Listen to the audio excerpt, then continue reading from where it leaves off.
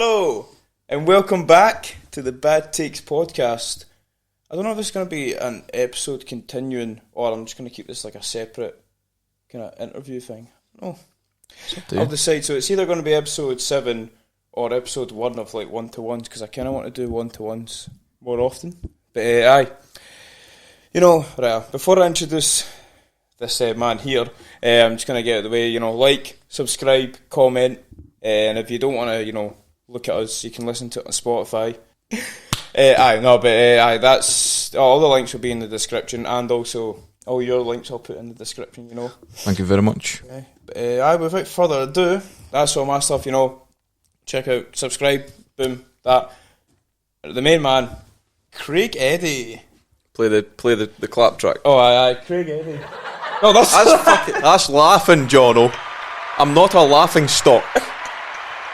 Thank you. Eddy. Thank you, everybody. Thank you very much. I can't believe I fucking pressed the wrong button. Craig Eddy. Hey, wait, aye, man.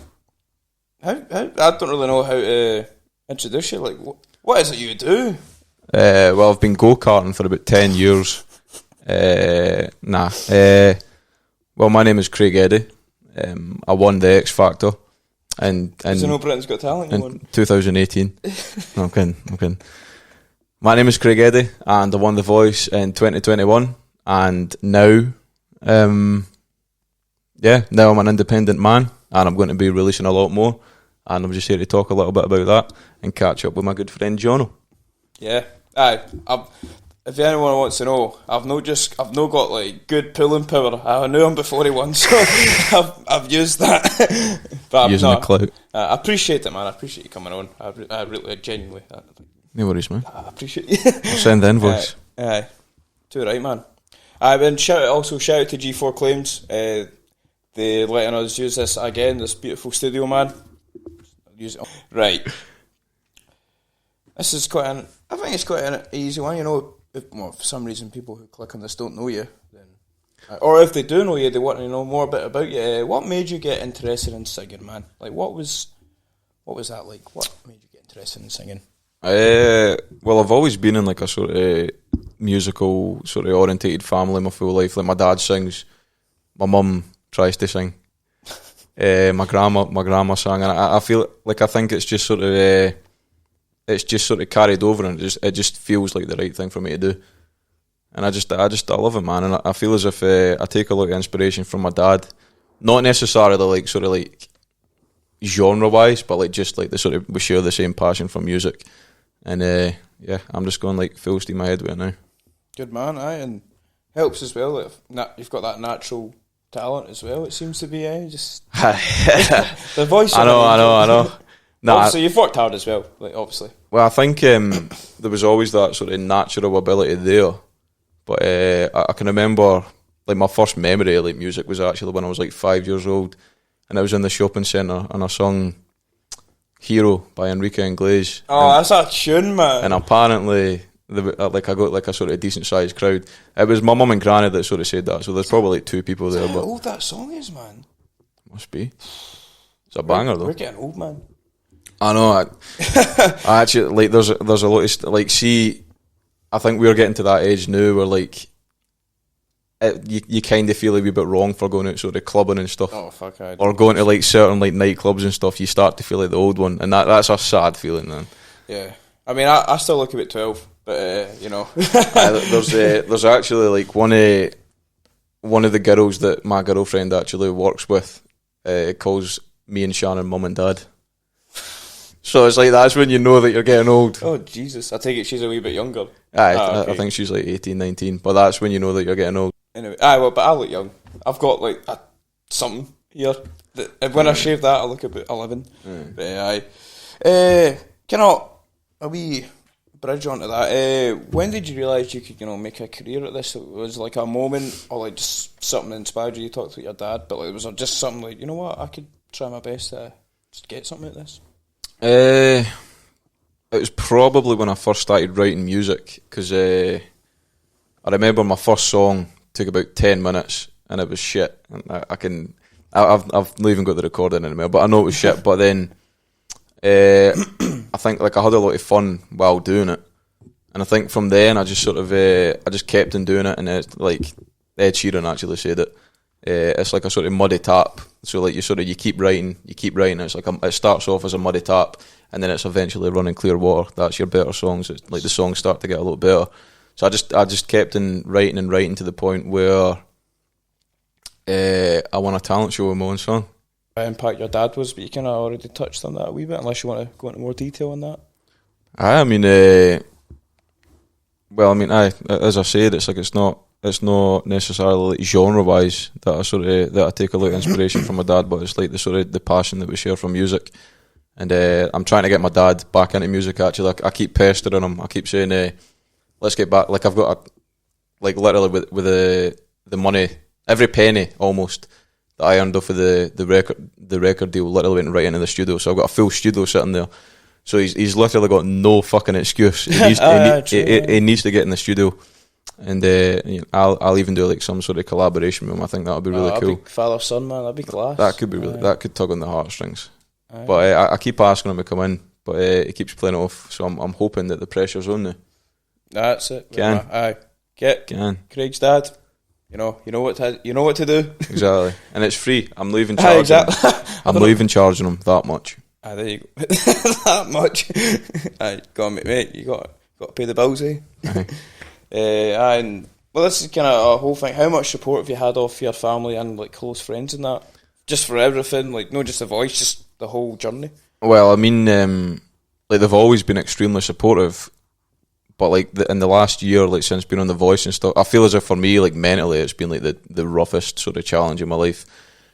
Not just sort of being on The Voice and like the sort of lead up to it, but like afterwards as well. For like that full year, it was just it's a mad feeling, man. It's like when you sort of you get thrown into the deep end, and then I'll say how it all sort of happened. So basically, I was like lying in my bed, like for like 2 or 3 years, depressed, before The Voice and stuff. Literally just playing the PlayStation, drinking energy juice all day, and Speaking of energy juice, Iron Brew Energy. I'm trying to get my sponsor, by the way. So I've just got a. I don't know if you can. Is that sitting right in the camera? I'll move mine. I don't know if you can see mine, but I've just got water, but from G4 Claims. You know.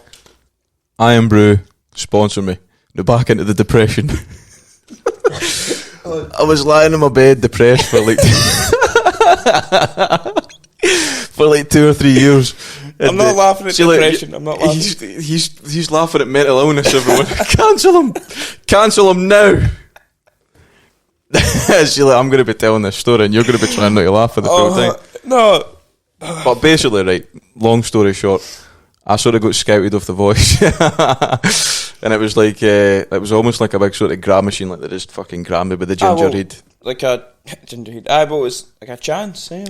Like a chance. So this was during COVID, so that wouldn't have helped as much as well. Like, well, before The Voice. So like I couldn't like sort of go out and gig. The only thing I could really do was write. Could you busk, or was that? I even busking was sort of for a while. I don't even think you could have busked. Well, because everyone had to stay in, like doors. Literally. In fact, no. I think busking was even stopped for like a year or something. So there was literally no outlet for like sort of. Well, did you know? You started the. Sorry, I didn't mean to cut you off there, but you started the streaming and that as well. I started streaming. That was quite good. I tried streaming like 2 or 3 times, but then I just sort of. I think back then, like I was a lot more anxious then than I am now. So as soon as you might even know yourself, like, as soon as you click that record button, or as soon as you click that like start streaming button, it's just like it's awkward at first. It's hard to be yourself anymore. It's like literally, it's like you know that you're like you're trying to stay yourself and remain like authentic, but it's hard to actually talk the way you talk normally and naturally. Well, even with this, like I don't know if you watched a few of the podcasts of that, or have you seen maybe a few? Oh, thank you, I appreciate that. But I know even myself, man, and some of the boys, like I don't know how they felt, but I know what you mean, like because you don't want to seem like too weird or something like that. But you still want to stay true to yourself, but you kind of, because people are listening to it and watching it, and they're just seeing how you are. You want to try and make it like a good visual and a good listen if you're just listening to it. So I know what you mean, because you put on that like weird presenter voice sometimes and that. I know it's even with like your sense of humour and stuff. Like, well, me anyway, I overthink as it is. So it's like when like even my sense of humour, I start doubting it, and I'm like, is that even like the sort of humour that I usually use, or am I just sort of like I overthink absolutely everything? But now I think coming from, like, due to like the sort of the amount of interviews and stuff that I've done on the radio and stuff now. And with the voice, I feel as if now I'm getting a little bit more natural, and I can be myself a little bit more. Mm-hmm. But there is still an element of me sort of like doubting like everything I'm saying, and like that's comes to life, innit? I know that does come. I know that even yourself, like with the podcast and stuff, and the lads, like it's the more you do it, the more natural it'll be, and it'll be like you are just going down to the pub and having a pint and talking. It's more about the thing. I always try to say to the boys, well, I'm guilty of it as well. It's like trying to like no interject conversations or trying to like touch stuff like that, like, because it's like in that moment you don't notice it, but if people, especially the listeners, because like they can't hear anything you're saying, or they're like, oh, that doesn't sound good. So it's like it's really important. It's like wee tiny things that can just make people like, I don't want to listen to that or watch that. I can just switch it off. Exactly. It's all the wee. But we've only just started, so it's just like you need to, work out the kinks, as they call it. Kinks, that's one word for it. Well, this is my first ever podcast, so this is an exclusive. There you go. Bad Takes exclusive. So then it will be I definitely will be a wee bit rusty. It's funny because we were literally talking like completely fine. Literally got in the car, it was absolutely fine. So natural. Came in here, started talking absolutely natural, and now my arse is collapsing. No, you're doing alright, man. I'm kidding. I'm actually not too bad. I'm just sort of playing on the anxiety for comedy. Well, there you go, mate. If that's kind of how I look at some things. That how I cope. I just try and like make a funny joke. A joke.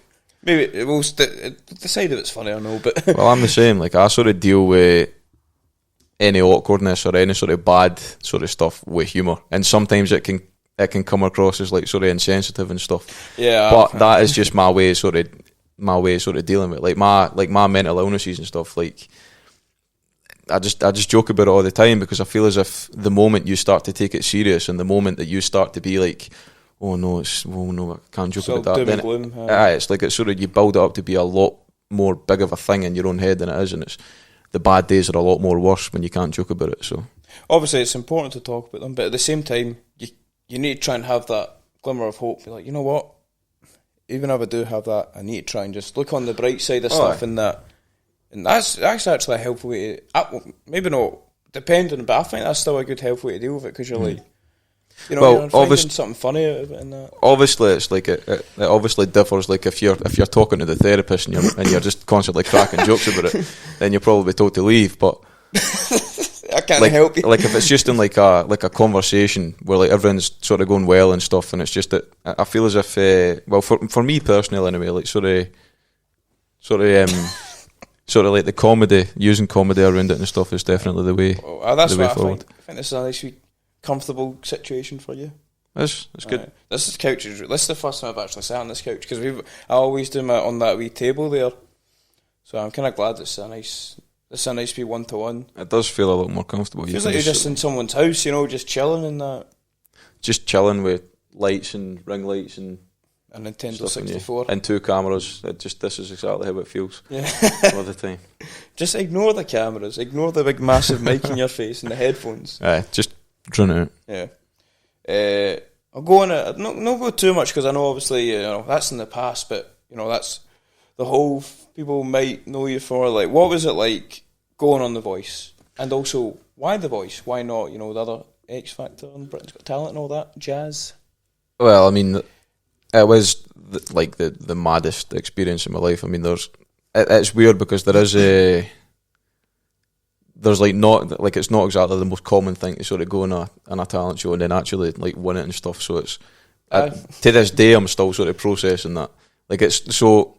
As I said, like before, like I was lying in my bed, and it was like I just got sort of like grabbed and then just put right into this, because they initially scouted me. Oh, did they? And I knew that, like as I was saying before, I knew that like that was when COVID was at its peak, and you couldn't even go to sort of busking and stuff. So I was like, I'm going to need to just sort of go for this, and it turned out to actually be one of the best decisions that I've made in my life, because now I'm in this position. Well, you just went for it. Like, worst thing that happened is you didn't get past like a stage of that. But even then, like, if you don't try, you don't succeed. I know that was definitely like, I actually don't know what I would have done if I genuinely got put out. Like, I think I would have took that heavy, because like any round or like any round, like I would have took that so heavy, because I feel as if like it literally is like, music is the only thing that I'm good at. Like, I've tried working in Greg's, I've tried working in Asda warehouse, I've tried working in a call centre. I just start fucking flapping and then leaving within about a month. Yeah, that was the same for me. I worked at a call centre. I think I put out a video about that. It wasn't just about that, but because I was in the billing department, so like, nobody's going to be calling up the billing department for a nice chat. It's always a complaint. It's literally, and then like, they always say on the phone, it's no, I'm sorry, it's no directed towards you, but you talk like an idiot. Get my bills fucking sorted now. And then it's like, but it's no personal though. But listen, you wee fucking idiot. It's no personal though. It's true, man. Especially if they're having a bad day, and it's like, see if they've been phoning, like they've been directed to you by like 3 other people, and you kind of give them the same answer, but like you can't do anything else, and they're like, oh, it's not good enough. And it's tough, because like, I completely understand the anger and stuff, because I've been in that position myself. You're on a phone, and it's like, frustrating. You feel as if you're sort of going round and round in circles, and you're not sort of getting anywhere, and it's like, it can be frustrating, but I've never got to the point. Somebody actually said, talk clearer on the phone, and then I'll not say who it was, but like, I just hung up. Oh, that's a sackable offence, but like, I did just hang up. To be fair, I've heard loads of stories, people just hang up, and I think they just say something like, oh, he was being rude to me or something. I never hung up, because I don't know, I always like, oh god, I might get sacked. But I always just go, I'll direct you to my manager or something. Well, I mean, when they start getting sort of, when you genuinely are trying to help them, and they start taking it personal, it's like, nah, can just be arseholes. Fuck off. Aye. But so you were like, fuck that, I'm just going to be a... Where was I going with that? I don't know, we went to this. What was the question? What was it like being on The Voice, and then we kind of spiraled. What the fuck did I get? I think you were talking about, like, you said you're not really good at anything else apart from singing. Aye. I'm not really good at podcasts or anything else. This is great content. Apart from singing. Start singing. Save the podcast. I should have brought the guitar, actually. I know. Wait, I'll add in... No. I could have actually brought that. I missed a trick there. Sorry. But The Voice, man, that would have been surreal. But see what you're saying about getting, if you didn't even make it past just any round, if you didn't win it.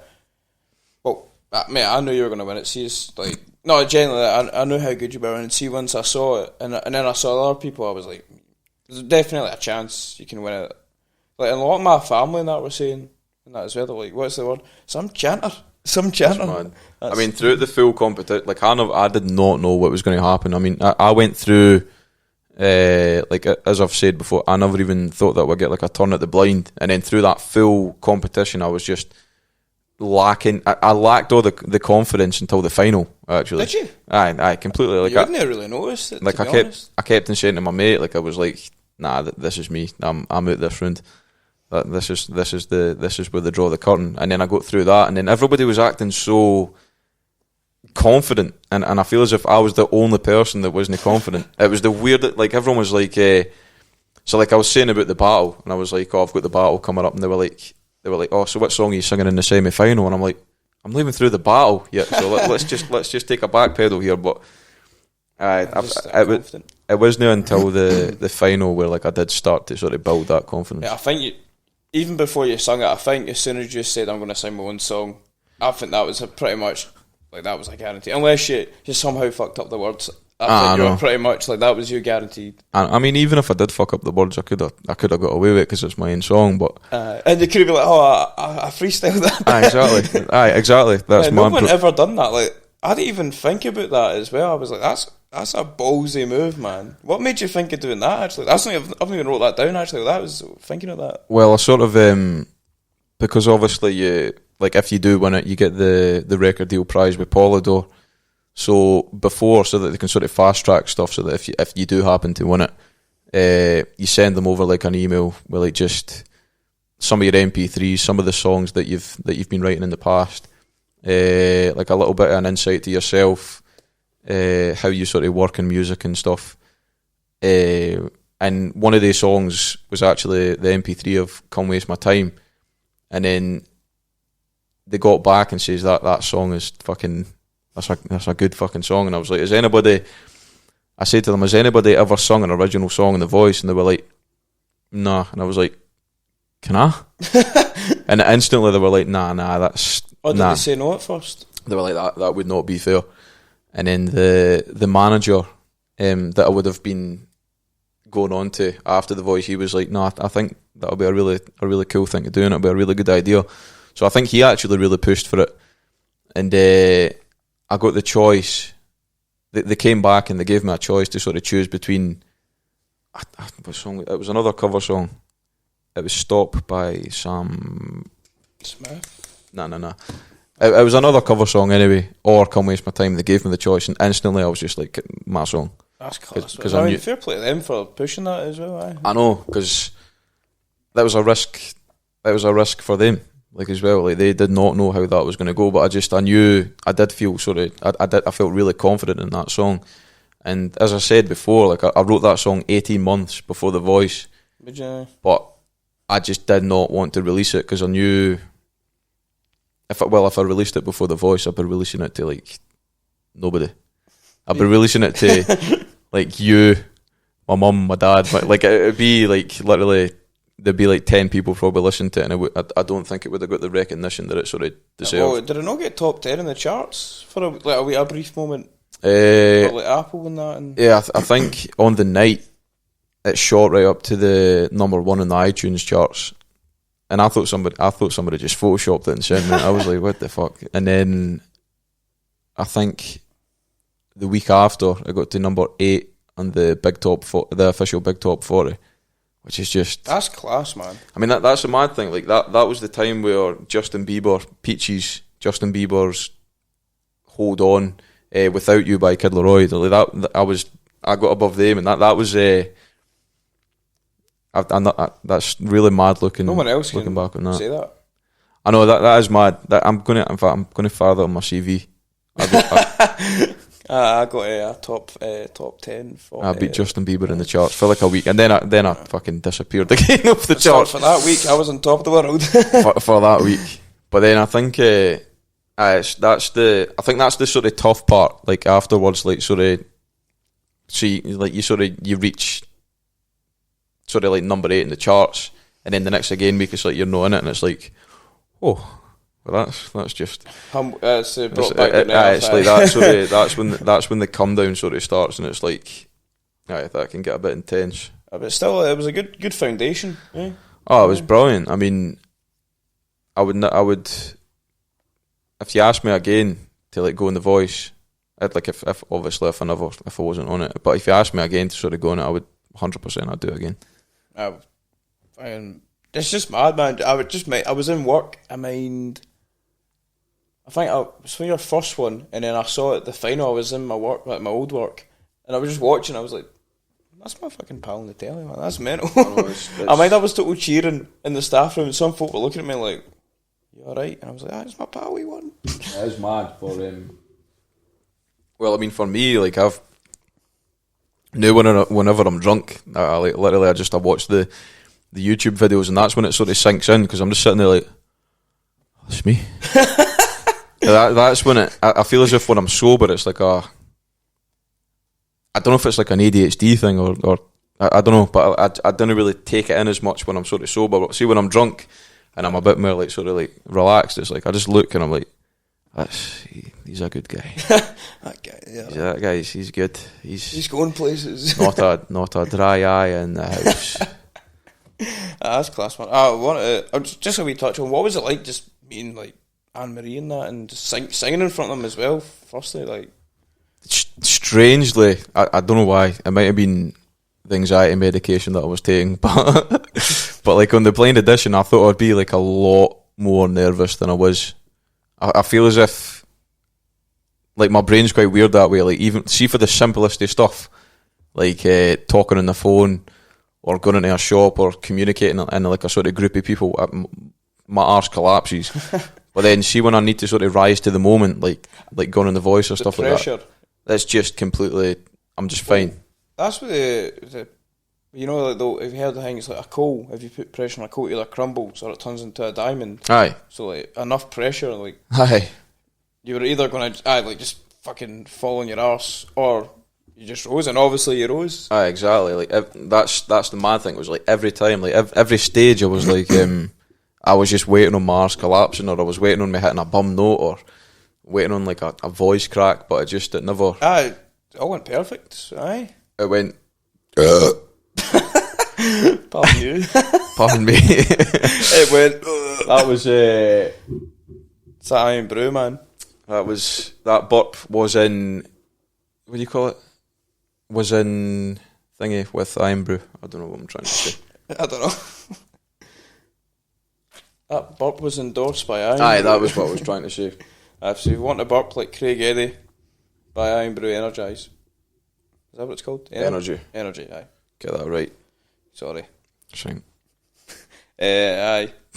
Kind of put a hold the conversation. Aye. So you rose to all the challenges and that, and singing in front of like celebrities. Well, I was kind of the next one, like because COVID, because they were the only people you were actually like performing in front of, because and like was your mum and that there though as well, and other people's families. Aye. But like there was no audience obviously because it was during COVID. What was that like? Was that any different? Or? Aye, that was just the virtual audience. So like everyone was sort of watching from home. Did they put the screens up around the wall and that? Because people on like special like people got like selected to be like virtual audiences and that. And stuff, I think there was like 300 or something. Did you look at them or did you just kind of notice them? That's the thing. Like I don't feel as if I took anything in. Until the final, it was just zoned in. I was just like sort of zoned in, and like I said, like that was the first time where I ever sort of started doing like sort of mindfulness sort of stuff. So like before, that was the first time where I ever started meditating, like trying to sort of grasp the sort of thought of meditating. So like I'd walk into the room, like this just started like on the final, like up to the blind edition, up to the semi-final. I was like a fucking rabbit in the headlights. So I did not know what was happening. But then on the final, that's a lot of sort of pressure to like deal with. So I can't remember. It was this guy on YouTube that actually said, but I would walk into the room, and even like in here, I would take in the camera. I'd taken those two cameras. I'd taken that can.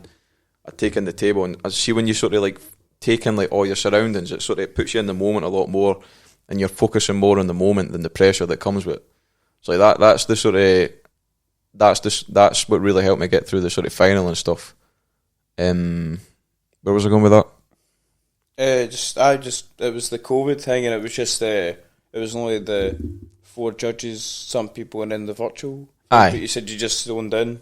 Aye, and then I just sort of zoned in, and I feel as if that's what got me through that, like completely. Like I was so, like even when I was walking out for the final, like I was taking in like the 4 chairs, all the screens, the colour of the floor, like it was. Aye. It was a really sort of mad mindset that it put me in. Do you think it would have been any different if there was a live audience, or do you think it would have been the same? Just done with everything else you've done as well?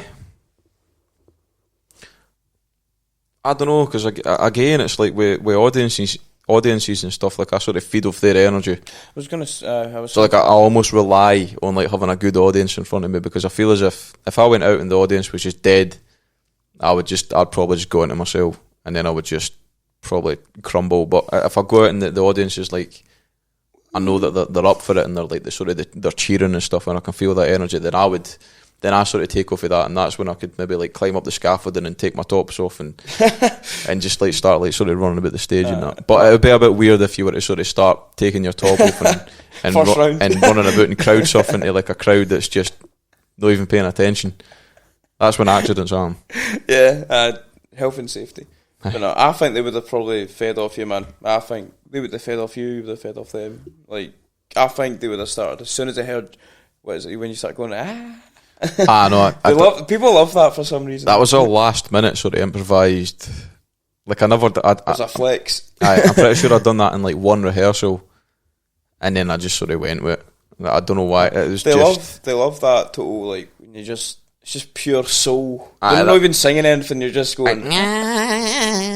That was when the amount of comments, somebody like, the amount of comments saying I sounded like a goat. A wailing goat. I don't know if that's a compliment or I mean, Post Malone's kind of got that sort of like that sort of. I know what you mean. I mean, that's what makes like I understand that like I've got like a relatively unique voice, so uniqueness isn't always celebrated as much as like if you were to go on and just sort of sing like Ed Sheeran. Well, Ed Sheeran's even got like a sort of like a unique sound, but like uniqueness is it's hard to sort of win a crowd over with that. So I knew that I was like, my voice is like a sort of 50-50, you either love it or you hate it. Some people are just like, oh, he's trying too much. That kind of attitude. But some people are like, oh, he's fucking. But I like that. I would hate if like everyone just thought I was amazing, or if everyone just sort of liked my voice. Gets a conversation going. Exactly. It's polarising, so it's smart. It sparks up a conversation. So somebody could go, he's shit, and then somebody goes, no. I know he's shit. All right. Do you want to start a chat and talk about how shit he is? On this podcast. But like it sparks up sort of conversation. And it publicity, keeps it. Man, publicity. Exactly. Any publicity is good publicity. We'll finish up on the boy stuff, but you won it, man. Just, how was that feeling? You just like, I saw you just started breaking down. I see. Well, that was the weird part. Like after, my legs went numb. 2 seconds. I need to reposition myself before I lose circulation on my leg. What did you say there? How did it feel to win the boys?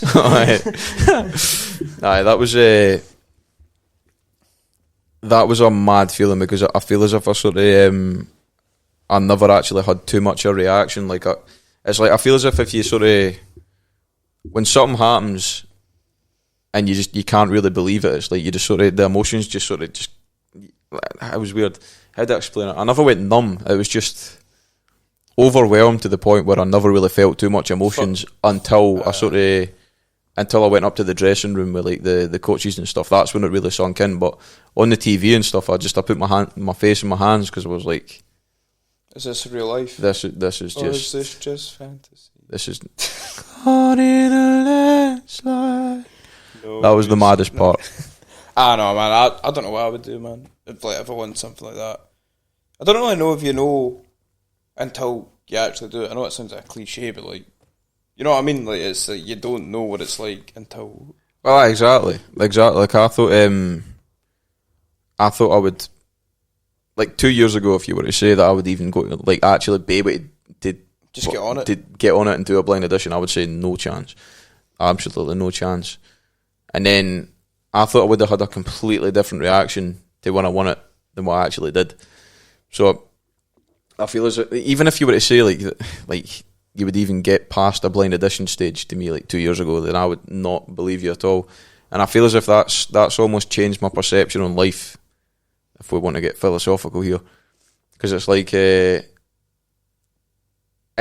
goes to show that in 2 years' time, who's to say that I can't have like a massive fucking hit record that just, even a year's time, you never know. In a year's time, 6 months, that just completely exceeds my expectations to the point where it's getting played on. Like, that's what I said. I'm going to keep working and keep releasing music till I'm sick of hearing my own music on the radio. That's a good way. Like, and I feel that's the sort of, you change every station and it's just Craig Eddy. Right. Is that the goal? Exactly. I want to be Superstar. I want to annoy every fucking retail worker ever. I know what that's like. You hear the same tune every time. Aye. Mate, that shows that you're winning. Everybody's going to hate me in 3 years' time. In fact, clip that. Exclusive. Come back to this podcast, Mm-hmm. and when you're sick of Craig Eddy, blame him obviously, but blame me. Blame me. 3 years' time, my podcast is up. You're up. We're going to make it, mate. But aye. Well, this is how we just. We don't need to get into too much detail, obviously, but did anyone start acting like different around you, like fake, or like people who you've not talked to in ages? You know, like me, I just came to know and actually come on a podcast. No, I'm kidding. Aye, we hated each other before this. I know. Yeah. Nah, it was. Obviously, don't need to go into detail, but like in general, did people start acting a bit different? Aye, definitely. I mean, that's funnily enough with this next song on May 6th. Strive is about. This will hopefully be uploaded the same time as that, or maybe just after it or something I think if we aim to get this out on May 6th, maybe like midday, probably the best time. If no, then maybe a couple of days after, but fingers crossed. But aye. Aye, that's what the next song, Strive, is actually about. So, in fact, look, I've literally got the first line out on the merch. You actually got merch? I was wondering what that was. That's the merch. It's funny how you like to be my friend now. Oh, that's... Which is, that's really fucking funny that you asked that, because you genuinely never knew that. So that's like the first lyric of the song, Strive. And it basically is about like a lot of people's opinion, like the people who hated me or didn't really have a like for me, all of a sudden was asking to get on the tour bus and was referring back to the time we were best friends. Wait, what? And it's a really mad sort of situation to be in, because it's almost as if they're just so shameless about it. It's that's mad. And vice versa as well. Like there's people that sort of supported me beforehand and showed a lot of love, and now it's like they just sort of turn your back. They turn their back because it's like, oh, you too big now. And it's like, Jesus, I'm just a normal guy from a small town in Scotland called Falkirk. Please do not bully me. But that's definitely been something that I've been trying to get used to, as everyone's attitude sort of changing. Even obviously, I'm not fucking down here. But even when I started doing this, well, no, I'm obviously no big, so nobody's going to act really that different. But people took the piss. Oh yeah, man, you're huge. Oh, cheers, I appreciate that. But in this type of thing, like people take the piss out of me for just doing something different. Like it's such a weird thing. I've never been like that. Maybe if I didn't like the person, but I wouldn't like take the piss. I'd be like, oh, he's doing that. Like, it doesn't affect my life whatsoever if somebody, I don't know, is doing something at the norm. Like, I think I've said this before on the podcast, that Scotland in general is like a small town mentality. That's what I've came to think. Like, as soon as someone does something out the norm, and just, especially when they start doing well, people like just start bringing you down and that, oh, you'll never do that. Well, that's not even necessarily just in Scotland, it's literally everywhere. So like, maybe just because I'm sorry, that's the iron brew. That's that literally is everywhere. So if you step out the box, it is frowned upon by like maybe like probably more than 50% of people. Because it's just maybe even more, man. Because maybe even more. Most people are just like they're not actually trapped, but in their mind they feel like, oh, I'm never gonna be anything, so just get that normal 9-to-5 job, and everyone else should just be like that. I don't know why they're trying to do that, because only a small amount of people make it. But I think it's only a small amount of people make it is because they just go for it. Like, I think a lot of people could actually make something of themselves, like, especially nowadays with everything you can do. Like, it's quite easy to stand out from the norm nowadays if you think about it. Like, aye, exactly. You've just got to focus on your brand, like really hone in on your brand and your marketing, and just try and. Can you hear that on the mic? I don't know if I can hear it on the mic, but sorry, there was like a motor going for it outside. They've not soundproofed this room yet. Sorry about that. So, but you've got to sort of focus on your brand and your marketing, and you've just got to try and do something. And it's easier said than done. This could take months or even years to sort of like grasp your niche And even if you do find a niche, you've got to do that different again to how anybody else would tackle that. Stand out. You need to be, if you know David Goggins, he's good for motivation. He always says, you need to be, obviously first be uncommon amongst common people, but then the next step, be uncommon amongst uncommon people. Aye. So it's like, that's when you really break out. Could take years, but once you get there. So that's my goal as well, man. It's that unique, like that's the tough thing with like sort of being unique is it's a really slow start, but when the momentum starts to get going, that's when you sort of it's like a fast track. It's like so. I was about to say that's the key word, momentum. As soon as you just need to. You might not get any attention or that at first, but as long as you keep doing it, and then as soon as something I don't know, whatever it is you're doing, just gets big.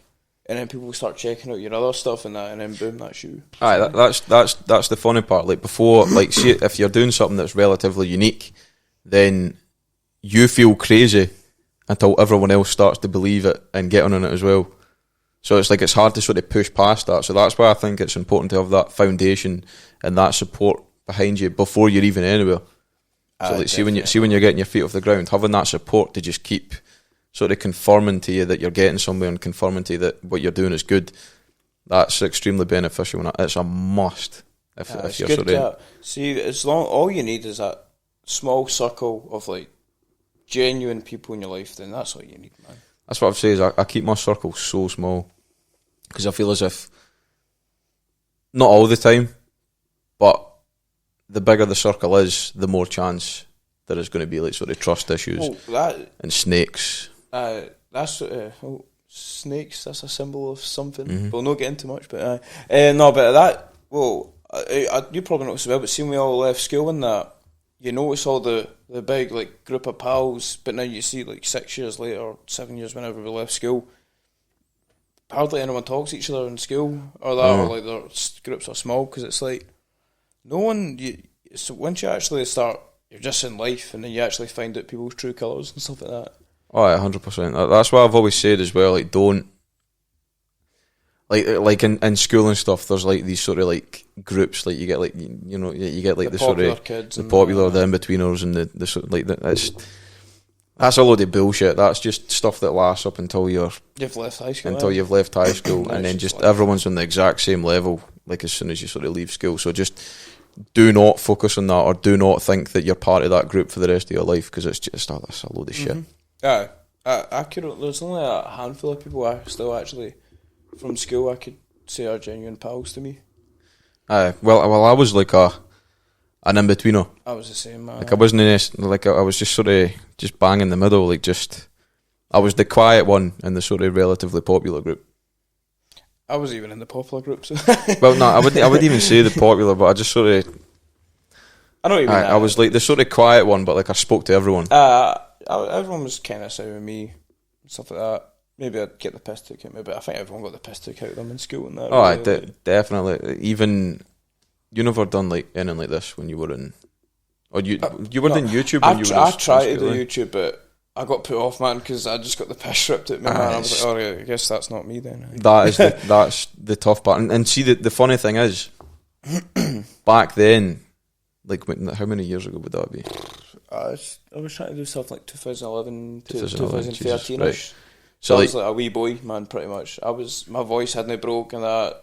So you can imagine, like, folk finding out at school, just laughing at me and that. Well, exactly. Back then, if anybody even remotely insinuated that they were going to be doing YouTube videos, you would instantly just fucking pounce on you like a pack of lions, and they would just rip the fucking piss.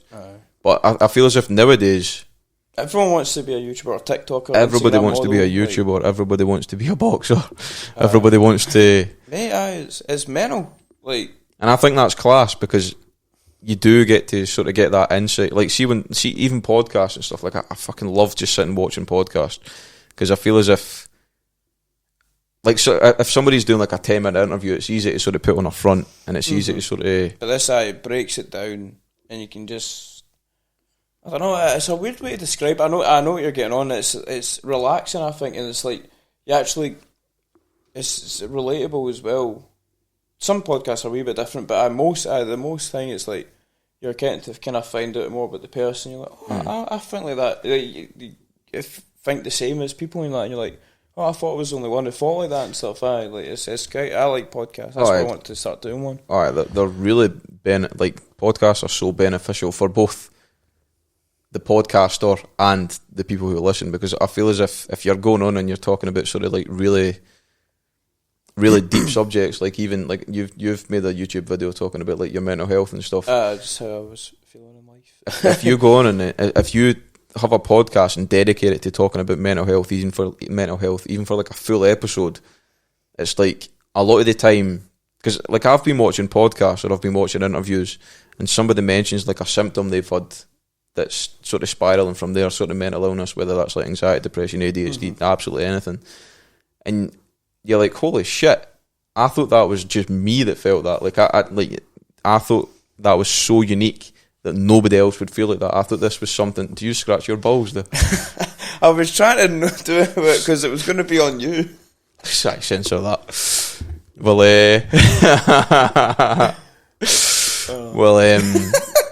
see, I get thrown off so quick. What was I talking about there? Mental health. See, we were having a ball there. What was I actually talking about there? Podcasts and how people talked about their symptoms and stuff like that. Aye. There we go. So, and if somebody was to sort of express the symptoms that they're feeling, a lot of the time it's like people do relate to it, and my fucking train of thought is completely. That's actually mad, because that was actually the next question. How important is mental health to you? We've already just started going on to that. No, that's brilliant. Mate, we're on the same wavelength here, man. Sorry, side note, mind, back in the day when we first started talking to each other, mind in like Facebook chats, we would say the exact same thing. Like, no joke, that was so scary, man. We would say the exact same thing. Like, we would send it at the same time. Aye. That's weird. That was really mad.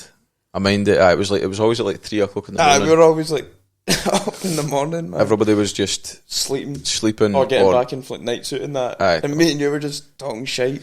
Aye, that was mad. I was always, I mind actually going through a phase. Me and you went through that phase of just clubbing and going out and drinking like 3 or 4 times a week. Alright, not that much, but I still... Well, maybe I'm just getting myself away there. No, I did, it was... I think that's why I'm so scunnered now, because as soon as I turned 18, that's when I sort of... just went off the rails. I just went completely off the rails, and it was such a luxury to sort of finally be able to go out and use your own ID, like I've done always, and actually get into a nightclub and just be served drink all night. It was such a luxury. So then it was fun. Like the first initial year, I'd say the first year of like 18 to 19, that's when I thought it was like the most fun, I thought. Aye. And then after that, it's kind of... After that, it was like you're kind of forcing yourself to go out.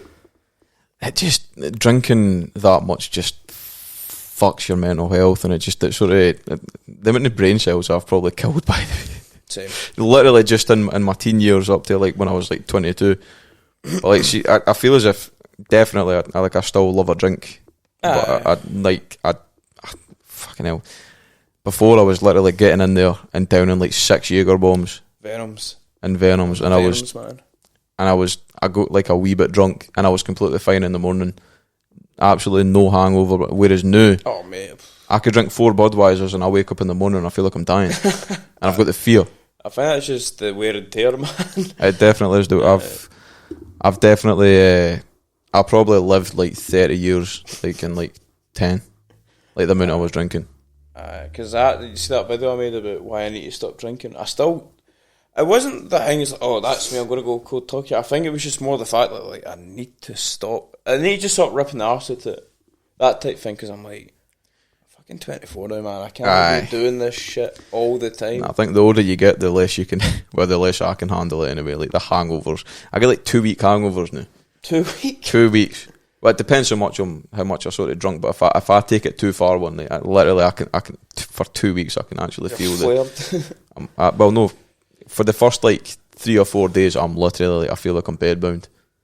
And then you just feel like a bus ball. I feel the fallout for like the next 2 weeks. It's not good, man.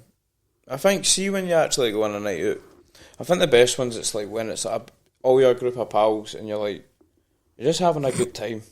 You know what I mean? Nights out and that. It's kind of. It's more of it was a luxury back then, and now it's just kind of. You're just forcing yourself if you actually ever want to go out of that. But I'm kind of more. Well, I've always kind of liked it. I'd rather just work out in that and focus on my fitness and stuff. Do you still do boxing or that, or like you were training? Me and you were always going to the gym and that for a while. Well, I mean, the last time I actually boxed was probably like properly was over a year ago anyway. Oof. Like I used to be right in it. Like, I know. I mind you, like you were. That's what's mad, and that's another weird thing is the fact that before I got scouted for The Voice, I was literally about to pursue or attempt to pursue a boxing career, which is fucking so mad to think of. Is that an option, or? I mean, I would love to. I would love to get in the ring in the future, but you never know. Would you still would you go and do that just for fitness aspects and that as well? For fitness aspects, but I feel as if with like anything, like if I put my mind, like if I'm going to go into a box, I'll be training like a pro boxer. Like I wouldn't like sort of go half-arsed. So I feel as if that'll be later on down the line, maybe like when I get like an album out or something, and then I've got like time to sort of focus on something else like boxing, because I would be going like they would just. I feel as if that would interfere too much with like the sort of music and stuff. But it'd be good to just like for fitness and that do the odd couple sessions a week or something. I mean, it's brilliant. I mean, when I was boxing, that was mentally like the best I've ever felt in my life. Boxing and just combat sports in general. Like I like I like doing MMA. That's what I like. I've been kind of going on and off, but I really want to stick to that because I'd love to have an MMA fight, man. That's kind of what I want to try and do within the next year or something like that. It's just my fitness. I need to get rid of the. I gained like 2 stone since The Voice. Well, I tell a lie. I did lie earlier on because I said that every penny I earned from the record deal went to the studio, but like about a quarter of that probably went to Just Eat and Uber Eats. And that I shit you not, that is no word of a lie. Like I literally, oh god, there's over £4,000 on probably just. Oh god, man! Since The Voice, probably cooked dinner like 5 times in the last year. That's mad. Which is absolutely disgusting. So for lunch and dinner, and sometimes like a waffle. I taken like a big love for waffles last year. Sweet waffles. Like sweet waffles with like ice cream and like sort of like the Smarties sprinkles in it. Last year I just took a love for that. And I feel as if that's where my tits have sort of, that's when they arrived. Oh god, I've not been that bad. Nah. But lockdown I did put on a few pounds. Well, I mean, that's the thing. Like with lockdown and stuff, like you're sitting doing like nothing. I was going out runs and that. I still went out runs and stuff. I did enjoy it. I went out a run a wee while. I was doing 5Ks and stuff. Yeah. See, I was running the 5Ks like every, if not every day, like every second day. Whereas now I could not even run a mile without sort of breathing out my arse. I need to get you on a wee fitness track, man. I know. Me and you. I know. Start a journey. I need to get back on it. I might actually try and make a few, because I want to try and make a few fitness videos on my own YouTube channel. Subscribe. Wee shameless plug there. But because I'm always into fitness and that. That was like PE was like my favourite subject at school. Oh God Almighty, man! Did you watch that Tyson Fury fight at the weekend? Speaking of boxing, I did. How'd you? Did you know? I did. Was that towards the fight? You didn't. I just pressed any button. I never knew that was what it was going to play. I guess that's how Dylan White felt. Aye. Because it was mad. He bet the count, but then he stood up, looked at the ref, and then he just fell into the ref. That was mad. I was watching. Like I knew that Dylan White's that's twice before that fight that he's been knocked out from the exact same spot from an uppercut. So like, who was the last person? Was it Josh? AJ. It was AJ. That was years ago. That was absolutely years ago. But it's just there's just like a spot in his chin that just must. It's mad because he's good, man. He's fucking brilliant, and that's what's mad. It's like literally Tyson Fury. He's just made it look so fucking easy. Did he say that's him retired now? He says that's him. he said he's retired, but I think if that AJ fight gets put on the table, I can't see him turning that. That's the only fight I can really see him doing. I think it probably means that he's retired for like sort of boxing like anyone else in the division. Who else can he fight, eh? I know exactly, but then if AJ, I cannot see him turning that down. But at the same time, like, would they not just want to fight Juszczyk for all the belts? I know. I feel as if like is AJ and Juszczyk not meant to fight again?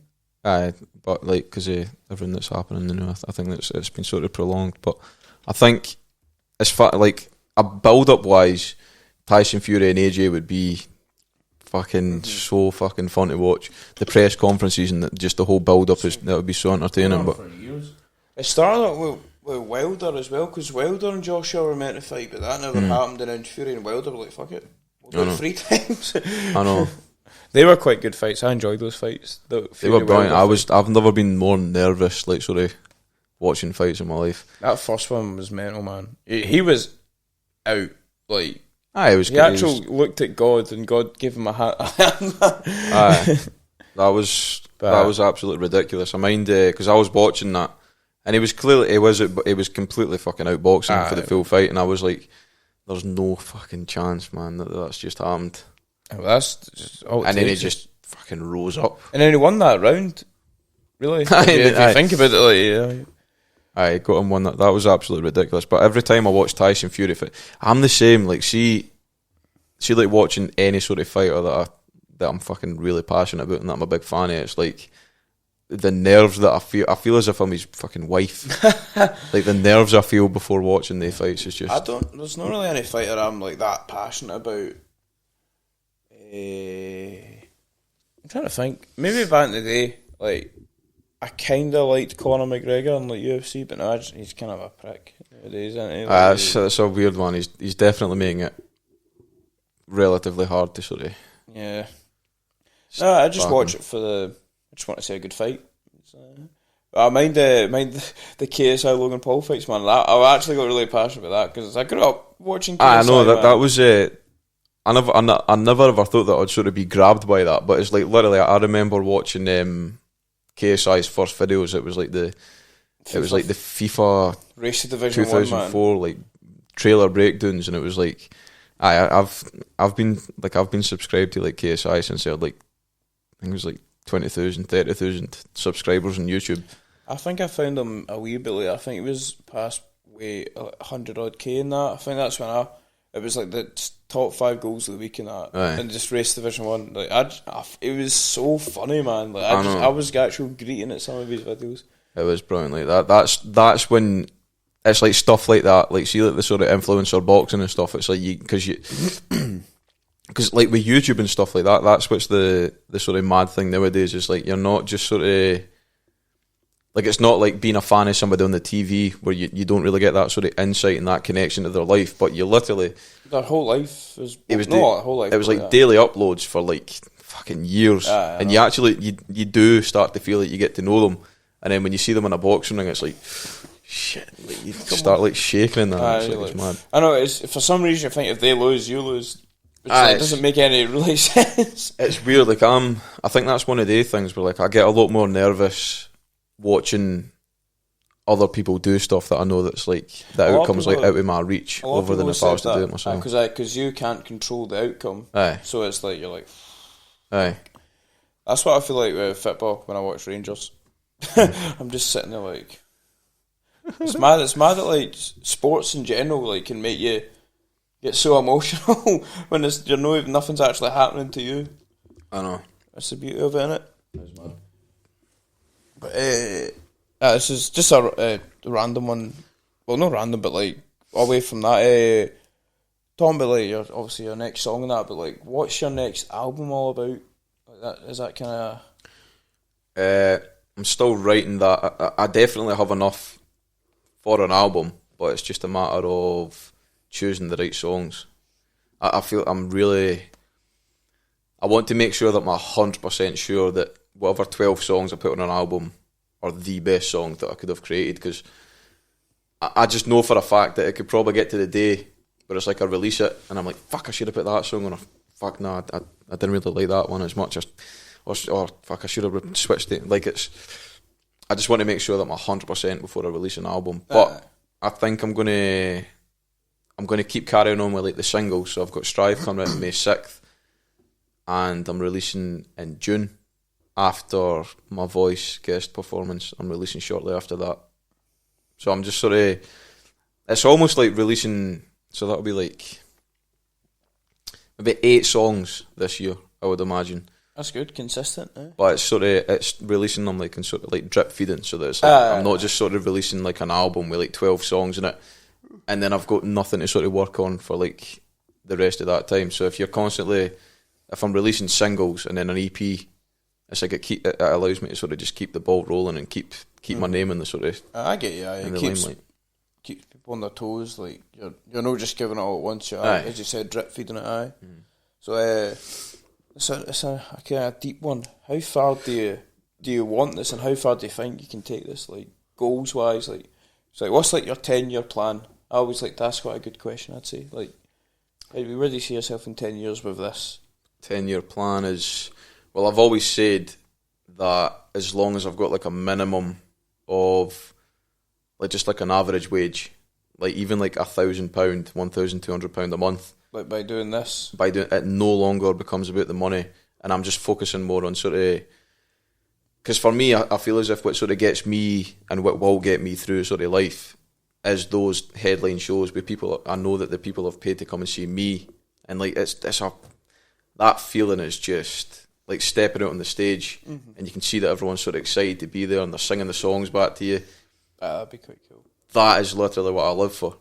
And releasing music as well, and seeing the reception, and would that be enough for you just to keep you content and happy? That's completely enough for me. So if I've got like an average wage coming into the bank, and I'm still able to go out and perform in front of hundreds, thousands of people, then I'm fine. If you think about it, like, what really would you need more money for? Like, as long as you've got enough to live, and you can save up in that as well. Well, I've always said that, and I'm also not gonna like say that, like I don't want to contradict myself in the future if I'm ever sitting with enough money in the bank that I could get a Lamborghini, because then somebody could refer back to this and go, what happened to the fucking £1,200 a month? If the money's there and you want a Lamborghini, well, you're never going to say no if it's there, because it's always been in my, ever since I was like 7, I've always said I wanted my baby blue Lamborghini, my Rolex Daytona.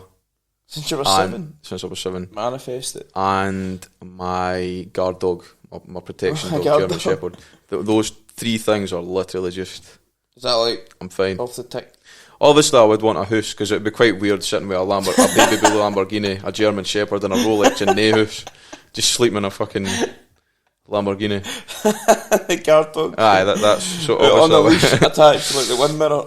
Aye, so obviously I would need a house. Or somebody's garage or something. I don't know. For the part of the Lamborghini. Aye. I mean, I've always wanted a white Lamborghini. I don't know why. I just love that.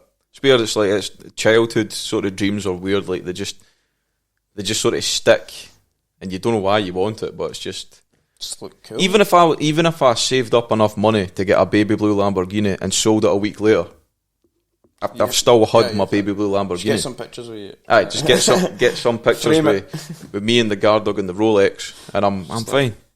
That's an album cover right there, man. That's a shout. Yeah, sorry, it just keeps glistening in my eye. You got a blind out. That the chain, aye. Aye, that's fake. I was gonna say you just got like a fucking diamond, some ice around your neck. No, I just thought it looked cool as fuck. It does, eh? I like it. You could have just said it wasn't fake. I say fake. It was still 500,000, but it was just like the real one's like 500,000, million, trillion, 520,000 or something. I just thought I'd go for the 500,000. Cheaper option. Aye. It's just a wee bit cheaper because that £20,000 can now go towards my guard dog. Aye. No, but it looks cool. It's glistening in the lights. Who cares if it's fake, man? Does it look? It looks cool, man. Aye. I like it. I mean, this watch is TK Maxx. My dad actually gave me that. I mean, you're dripped out today, man. I respect the drip. I mean, I'm just wearing trackies and a top. Well, I'm pretty sure I've had these shoes since I was like I've had them for like 3 or 4 years. Correct check. I've managed to actually keep them relatively fucking clean, to be honest. Mm. But I thought I'd make a little bit of effort for you, honey. Well, Just for you, me, honey. thanks. Problem. Sus. Bit sus. The way I worded this question just after you said that, I was going to say any other content. but like YouTube and that and TikTok and stuff, that's what I was meaning by that. Well, I feel as if it is probably important to, like, nowadays we're living in a time where personality driven content is going to take you so much further than the music probably can. So like I've always wanted to sort of like start uploading YouTube videos and stuff, but I've just never really had the balls until now. Sorry. Until now. Well, you see people like you see people Raggy. You see people like Scoob. like Run Scoob. You kind of look like Shaggy with that hair. Yeah, I came on a podcast, not a roast. Really? Anyway, YouTube. YouTube. Would you call me? I don't know. I wish we could just keep this in, man. Fucking keep it in. I'll show it to the PR team and they might slap me on the wrist, but I still want to fucking upload it. Oh, funny, man. Right, I genuinely have. I think I've had too much caffeine. I've had 2 at the end of the day. 2? Am I too close to the mic? Is it going to be popping? What's popping? Brand new whip just happened. I got options. No, that was sounding good. Have you got ADHD? I don't think so. I might be on the spectrum. I think everyone's on the spectrum and stuff like that. I'm quite high up in the spectrum. No, I see, no ADHD, but I genuinely think I'm autistic. Really? Like that's not a joke. Like, my mum's a mental health nurse, and she says to me all the time, like, I'm not, but like, I've got traits. Really? Like, generally, like, I'm really rigid and like, I don't mind change, but like, see if it's like a schedule type thing, or like when people try change or like they say something else, I'm like, oh, like I find it really hard to like do what I've been thinking in my mind. Mm. Well, I'm the same that way. Where like if my dad or if somebody says they're going to be picking me up at 5:30, and it gets to like 20 to 6, and I'm like, I start getting like breathless and like. That did get me because I picked you up at 20 to 6 instead of 5:30. That was no shit. You did actually pick me up. Genuinely, like, No, but like if my dad ever says like, oh, I'll pick you up at this time, and then like 15 minutes passes, it's just I go into this sort of like mini meltdown. It's weird. And see when people like patch me, or like they take ages to respond, and I'm like, I need to know. Apparently that is autistic traits. Like you don't like you're just fixated on like one mindset. That's what I try my best at. I'm not too far like that, but a lot of times I'm like I need things to go my way. Aye. It's I don't know if that's bad or. I think sometimes it's good, but sometimes it's like I'm not flexible. Like if I've got one thing in my mind, how I've planned something to go and it's not went my way, I'm like, oh, I feel that. I'm like I get like so agitated in that. I'm like I feel that. Some of the podcast episodes and that I love the boys and that, like, but sometimes they'll do something. I'm like, I know. It's like almost like before I do something. That's filling me with gas. Before I do something, I have like a mental image of how exactly I think it's going to go, or exactly how I think it's going to go. And if that even takes like a slight turn to the left or right, I'm just like, I just start like I feel as if like it's all just sort of going wrong. Sometimes I'm like, no, I need to start that again. I need to do that again. But, see, have you ever tried recording like a? Well, no, you have actually. Like, see if you're recording like a YouTube video and you're staring at the camera. Mm-hmm. I literally talk for like 10 seconds before I'm like, right, let's do another take, and that's literally just me saying, hello everyone, my name's Craig. I know, I'm the exact same. I'll maybe know. Sometimes I'll restart, but sometimes I'll just cut that. That's what I'm like.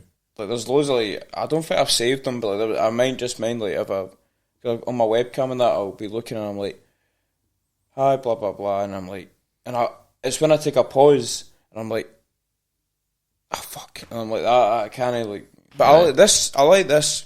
There'll be a few cuts in that here. That's just stuff, but that's normal. But and that's why I like this, because it's like, it is really authentic, because it's like, it's just a conversation. It's like a natural conversation. Exactly. This has actually went brilliant, by the way. Like, so far, That has been class. Well, I feel as if when you're like with podcasts and stuff, when a certain period of time sort of passes, you do just sort of forget that you're. Well, we've been on just over an hour on that, and I think, I don't know, maybe the first 15 minutes, maybe, I don't know. I would need to look back, but it's been a breeze, I'd say. It's some been fun, some funny minutes. man. That went a bit deep there. We were talking about YouTube and that, and then Go deeper. aye. Put on your fucking scuba gear. Well, we can't. I asked him here, but we can already touch that. It was about drinking and that, but I'll just leave that. Well, here's an interesting one. Who do you want to meet, like celebrity wise, or doesn't even need to be celebrity, just anyone? Who you want to meet? Who would be like your dream guest? You know, if it was like a podcasting, or it doesn't even need to be a podcast. Just in general, like if you could have like a couple-minute conversation with someone. I would say, I've always said that I would love to work with Youngblood. Youngblood. I would love to work with Youngblood. I would love to sit down and just talk to John Mayer. I would love to meet KSI. Right. KSI. That'd be cool as fuck. Who else? It's quite a few. Aye. You know, Phineas, Bill Eilish's brother.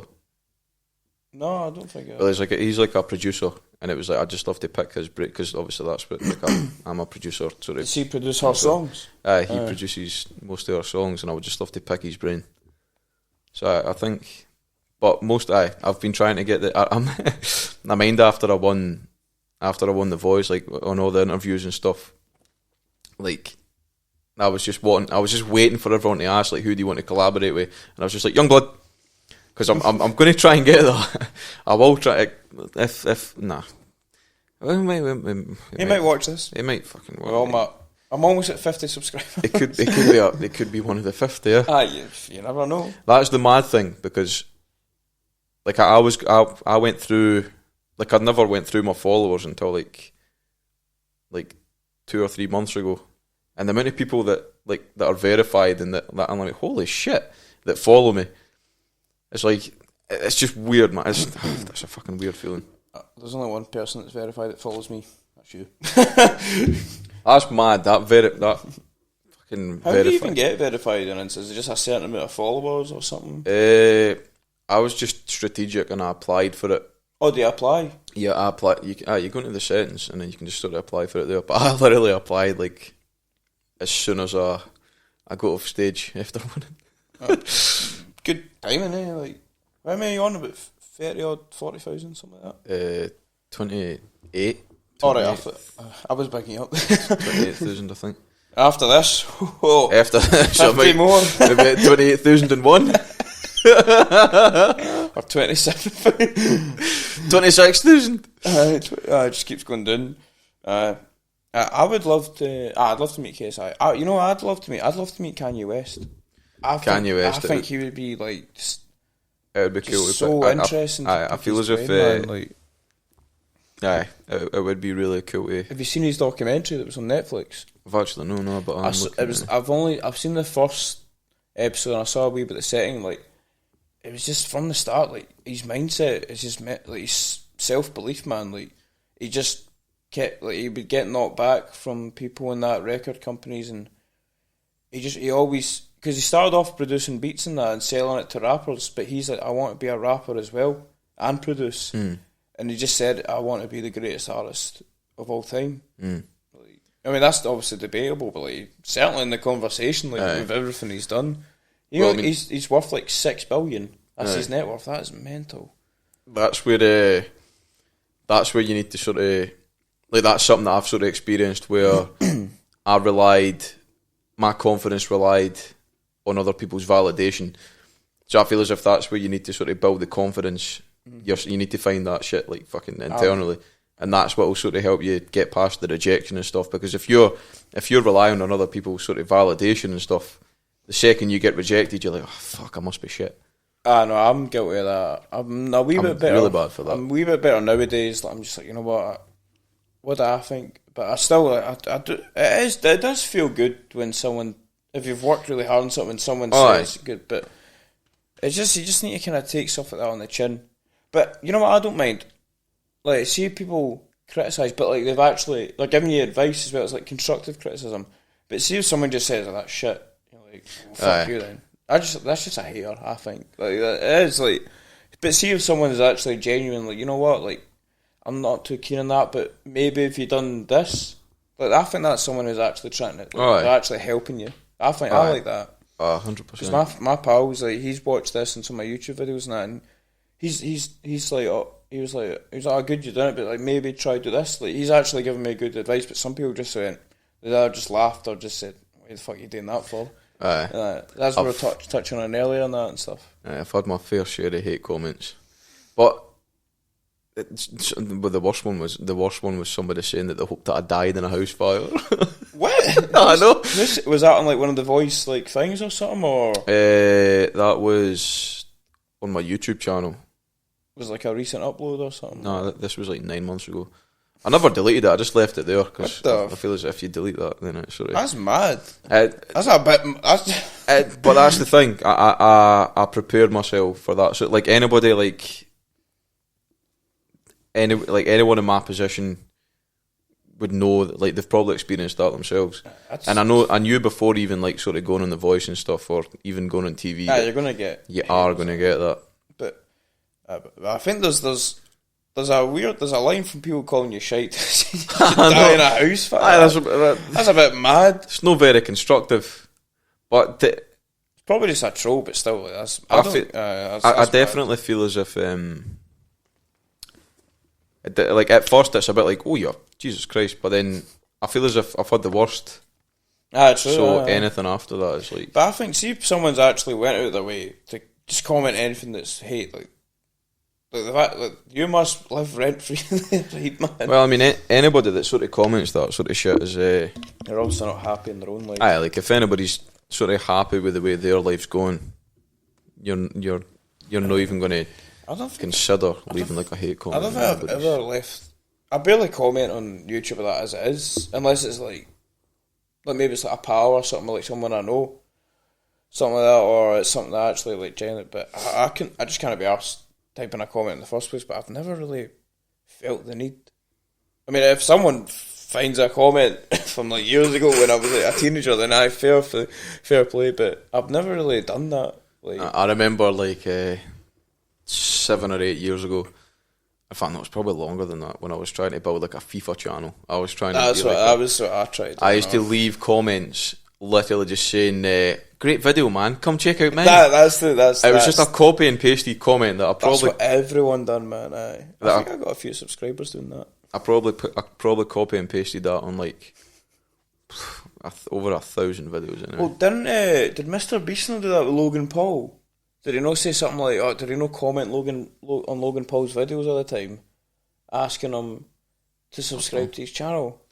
I don't know. I think that it was something like that. I mean, it can work, but it can also bring in a lot of hate, like when you're sort of doing that shit. That's why I stopped. Yeah, it's probably not the best, but yeah. One second, I've got some wee other side questions. Fuck off. My notebook. Wee notebook. Aye. Yeah, I like to be.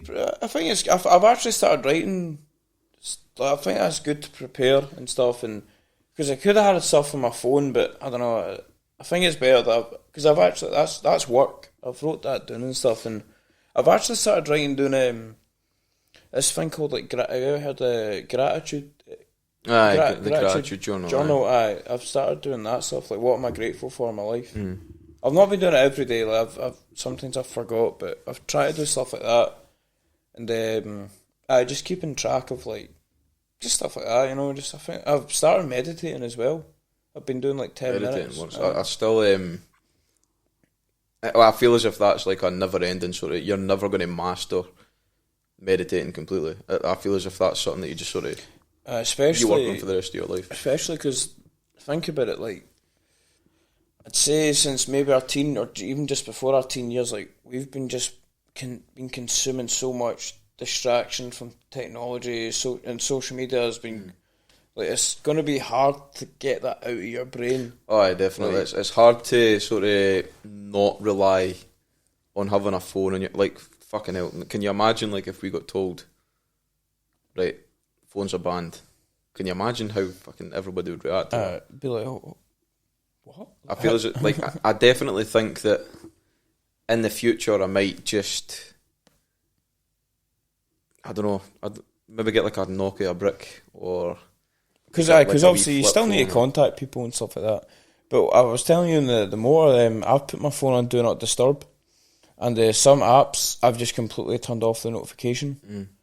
Well, as consuming, like, even I found myself, like, if I was, like, if me and my girlfriend were going out for dinner or something, I'd be sitting on my phone, I'm like, fuck it.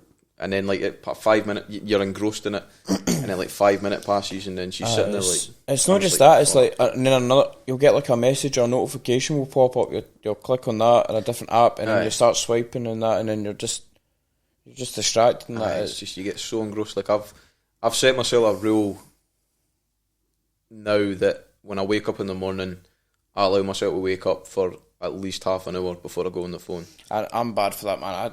I just go straight to my phone and I'm like, what? I literally, I used to wake up and then flick through, like, the 4 apps, which is, like, Instagram, Facebook, Twitter and Snapchat. YouTube as well. And YouTube, 5. And now, did you say TikTok? And TikTok 6. Man, it's mental. It's actually, like, it's quite scary when you think about it. It is scary, because then you are overstimulating yourself. So you're waking up and then instantly you're just overstimulating. You're already losing the battle of the day. Like, because you're just already putting your brain in, like, oh, I'm going to get distracted by anything today. It's hard, man. I need to work on that myself, man. Like, I done that today. I just looked on and I looked already. I'm like, fuck, it's been like 2 hours. I know. I'm still in bed. I'm like, fuck's sake. It's hard, man. It's this thing. It's like, you heard of dopamine detox. It's like it's like hard, but like some people just try it for a week, and they say once they don't go straight back to their phones, but like, because it's hard, because like, it's because on phones nowadays everything's on it, like, and you respond to like emails and stuff like that, and like important messages, and like, you need to use it for stuff like that. But it's just trying to cut out like going on YouTube for ages or TikTok or just flicking for Instagram. That's why I've tried to mute them and stuff, because it's scary, man. I kind of fear for the next generation of like young people. I know, because it's like especially nowadays, man. I hate fucking saying that, because it makes us sound like I know. Back in my day. I know, like back in my. But it's true, aye. But like no, there's like fucking 6, 7, 8-year-olds with iPhones, fully know how to work an iPad, fully know how to send a fucking business email. There's kids on YouTube and that and TikTok who are like got millions of followers. But then it could be like a sort of double argument there as to like if they're using it in the right way.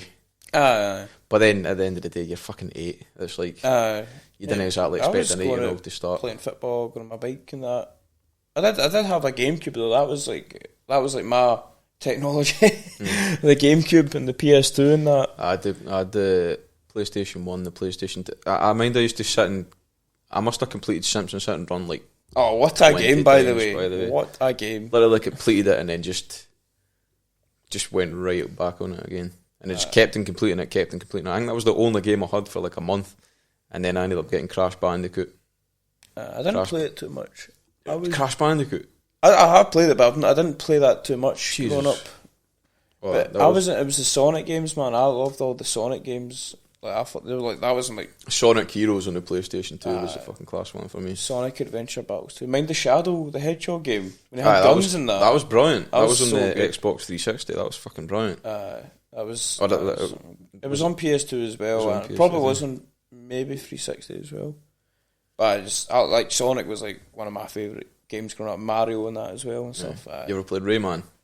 Rayman. Rayman that's so nice. I actually find myself like I sort of go on YouTube quite a lot now, and I just look up like game walkthroughs, and I sit and watch the full fucking game. I was on the wee Rayman Raving Rabbits, or that Raven Rabbit. Raven Rabbits, aye. That was like a different thing. I just added in these wee weird rabbits. Oh, that for the Nintendo Wii. Aye, same. That was fucking brilliant. Aye. How was your Christmas, man? I know this is random, but like, because I've not seen you in a wee while. Actually, I just wanted to ask you that. What did I do at Christmas? We just stayed in. Well, you couldn't. No, you could. In fact, no, wait. Did I have COVID at Christmas? Mind there was like a lockdown. There was a lockdown. 2 weeks or something. Aye. So there was. Fuck. My mind is. I've had COVID 3 times now. Have you? And I've definitely got long COVID. Like, see, my brain works so much slower than it did like at the start of the year. I've only had it once for the 2 years. I was quite lucky. But I had it in February. Really? Aye. It was only really bad for like 3 days. But I still had to isolate for like. I mean, I was actually I was bedbound, man. I was like. I know it's I remember the first time I got it. It was a kind of walk in the park, and then the second time it just hit me like a ton of fucking bricks, and I was floored. It's no good, man. Well, hopefully that's it. No done, but that's it kind of settled now, and it's getting warmer weather. So my Christmas is alright. I just kind of stayed in that as well. Had a few drinks, but I'm summer over winter, man. Like, I love the hot weather. I can't stand it. Can you know? Nah, do you prefer cold? Well, I prefer it during the day, but see, trying to sleep at night. When it's roasting, I just fucking hell, I cannot stand that. But it's like the sweaty bed sheets, sweaty feet. It's like you roll. Get the fans in. Get the fans in. No, that'd be a bit weird. Getting lit in the fans, watch me sleep.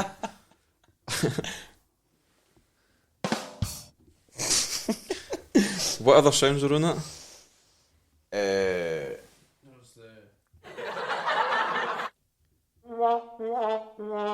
Save that one. What do you mean save it?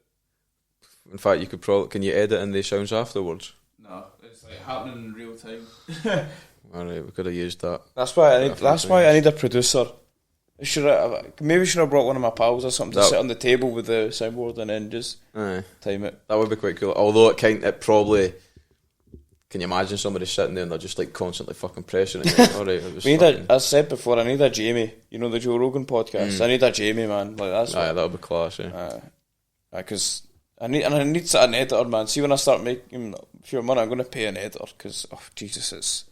I feel as if it's a lot more comforting when if you're filming. See, if somebody else was editing this, you'd probably be like a lot more anxious.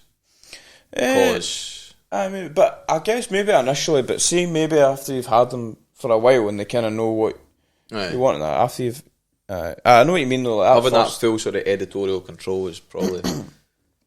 But I think if I found someone and I kind of talked to them about it and showed them kind of how I'd like to do it, but at the same time, because if you have an editor, they'll like obviously better than you done it.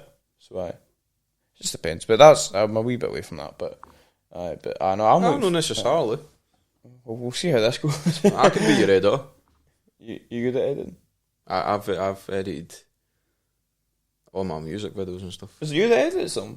There you go. This one coming out I've not edited, but then I've done like an acoustic version that I've edited. But apart from the 90% Lies, I never edited that. But I've edited. 90% Lies. Was that the one like the painting and stuff? That was quite a good. That was quite. That was a decent video. I had my asthma flared up for like 2 or 3 weeks after that because of the dust. It got in my throat. I was breathing it into my lungs. It's not even. That's the thing. It doesn't even have any chemicals. But I think I scratch your balls again. You've seen it for the. I didn't scratch my balls. I scratched my pubes. Oh no. God.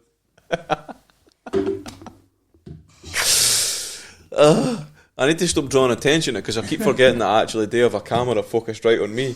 I know. So you can just. But that's what I was thinking when I was doing it. I was alright. I'll do it when you're talking, and then I'll just have that. You probably can just get away with the ball scratches. Just scratch your balls to your heart's content. Just make sure that's the camera that's focusing on me. And you don't point it. And after they point it, but I see it. I see it before your hands even. You're just looking at my. Is that where you're looking just at my balls? Aye. Oh my god. That's where I look. Wait, what were we talking about? I don't know. My ADHD kicked in maybe half an hour ago. Oh, Jesus. There's going to be so many, just cut out footage, man. I love The it. amount of subjects we've probably started, and then folk are getting into it, they're like, oh, this is really interesting. And then there's just a cut. Jono, you're scratching your balls again. And then we just end up talking about fucking something else after that. And balls. I would just love... Do you think you could persuade your guy to just say, can we just leave? I mean, I could... I don't know how I'd go about saying that to the PR team. Oh, we'll see. So, what subjects did you cover, Craig? Jono's ball. Just sort of my friend's balls and him scratching his balls and ADHD and... Yeah, a few burps, but that's because of your energy. I know, that's because of my Iron Brew energy that I'm trying to get sponsored by. Yeah. To get sponsored by. Can you sponsor me as well? Can you, so that's the camera that's on me, eh? Yeah. So if you could do a zoom. Iron Brew Energy, please fucking sponsor me. Even if you just send me 10,000 cans, I'm fucking fine. I just like Iron Brew, and it would be quite cool. Yeah. Having your name tied with mine, and it's good for credibility and stuff, and it's good for making it look like I'm actually successful. Yeah. Well, sponsors help. Sponsors help pay the bills. And it's Scotland's drink, innit? Iron Brew. Well, that's what I was saying. I just think it'd be cool as fuck being sponsored by Iron Brew, putting it on the gig posters and stuff, sponsored by Iron Brew. People watching, you're like, I'm at this concert, I'm getting a bit thirsty.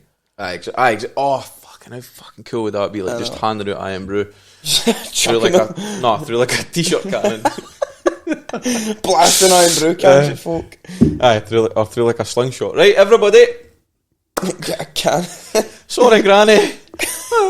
No, because then she could walk about with the Iron Brew sign on her head. It's been printed. Aye. Get an Iron Brew tattoo on you.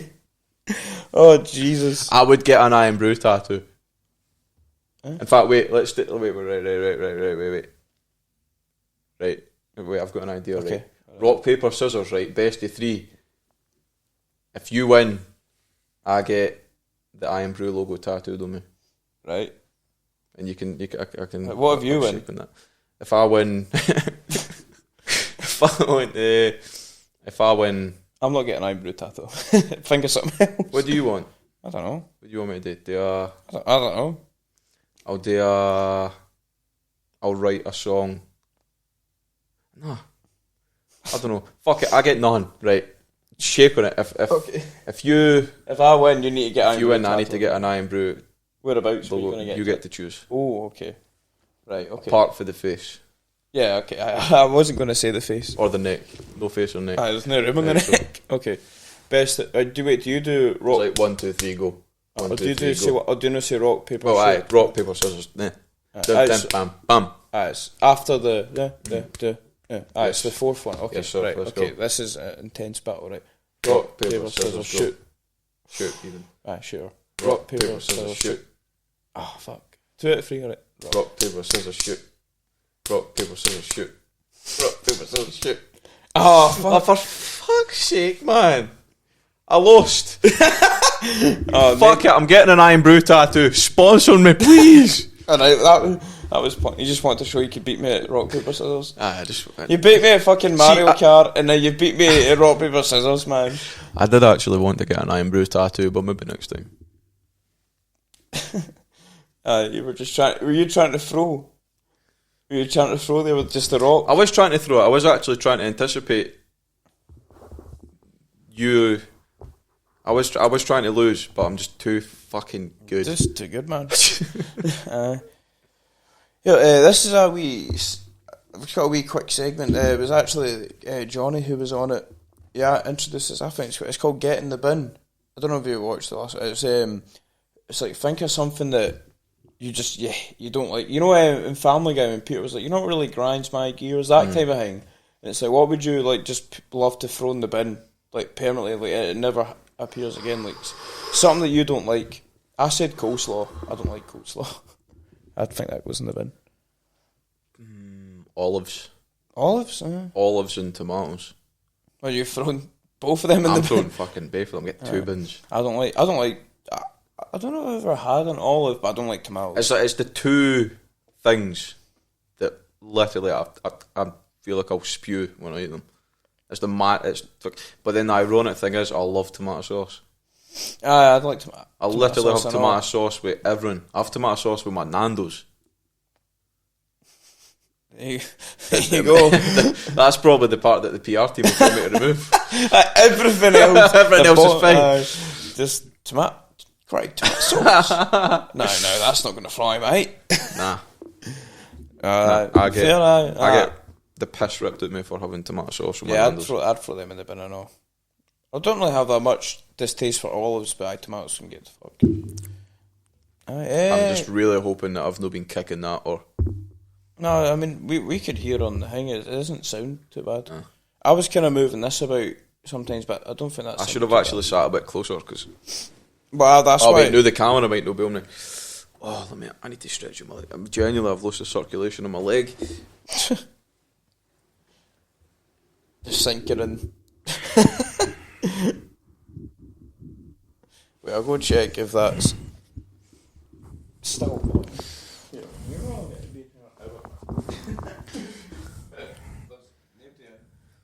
You're just about. I'm just about. Hey, this is what's happening now. You're just about in. Do I swap mics?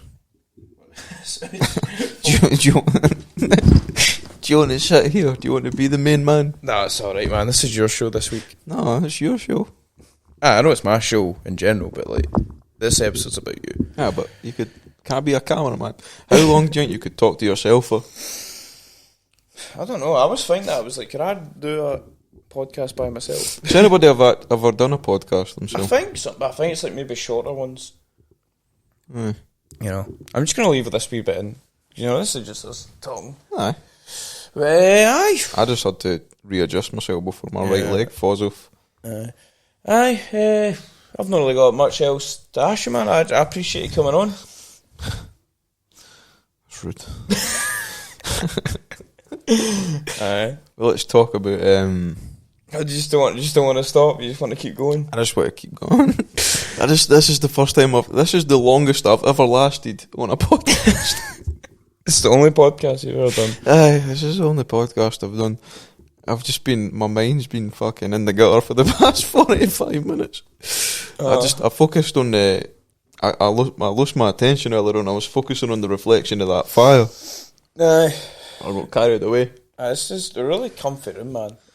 It is really comfy. I like comfy rooms. It's really comfortable. Yeah, I think we might. No.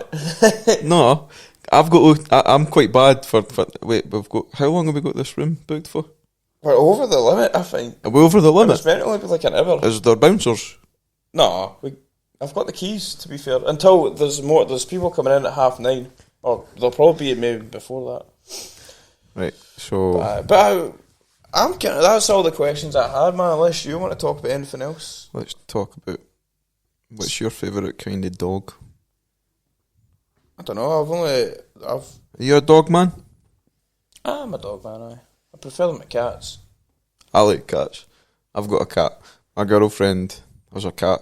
And he's my cat now. He's mine. That's what I'm saying. It's like if... My girlfriend's literally baby-trapped me. If she ever tries to split up with me, I need to get custody. I was going to say, what? No.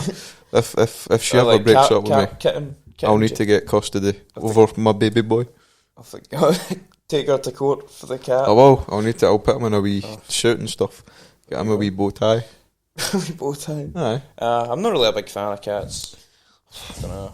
Right, end the podcast. Yeah, but... have you ever been to Disneyland? No, but I was at Florida, but we went to Universal instead of Disneyland. I would love to go to Universal. It was good. I enjoyed it. Aye. Are you a big roller coaster man?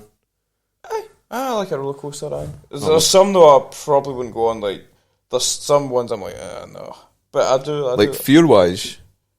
Aye. Or just like that you can't be bothered? No, it's probably fear, like I'm just a proper adrenaline junkie, so There was we were in Blackpool. You ever been to Blackpool? And on the pier, you ever seen the big fucking it swings like over? The big swing over the sea. Holy shit! I mind the first time because we went on it. We went on it once, and it was like I was completely fine. There was like no fear there, and I think that's probably because of the adrenaline. And then the second time we went up, I was just shitting myself. Thank God I was wearing shorts, or it would have got trapped in my joggies. Wait one second, I'm going to check the camera actually because I don't know how long. I think it might actually be the limit of the camera. Really? Because I'm sure it's not that one's still recording. Is it? Yeah. That's the one that matters. This one's still recording. Still recording? I'm sure it's an hour 50 minutes, so they were maybe just that one's the actual like audio. So we've got 2 minutes to say bye. Maybe, but mind I press recording then before I press recording that. Aye. Bye. We'll wrap it up here just so because I think the camera's about to die.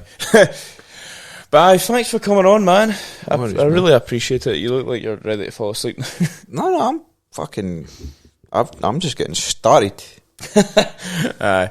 No, well, like and subscribe, please, and check us out on Spotify as well if you just want to listen to it. And all Craig's details will be in the description, even though you probably know him more than you know me in this podcast. But I mean, if you don't, check him out. No, I'm big time, man. I'm small fry. Listen, the verified account over here. That's my biggest achievement ever. I would love to be verified, man. I've been trying to get. Sorry, I'm just going to babble. I've been trying to get verified on Facebook, TikTok, and Twitter for so fucking long, but I keep getting turned down. And I think it's because I'm ginger. That might be it. I swear, because obviously on the Voice I had my bleached blonde hair. Aye. Now I'm ginger, they're like, screw that guy. Aye. Right, cheers for watching, everyone. Yeah. I'll see you later. Right, that's been Craig Eddy, the Voice 2021 winner. What? I can't wait. Hopefully this is allowed to go out. Right. Bye.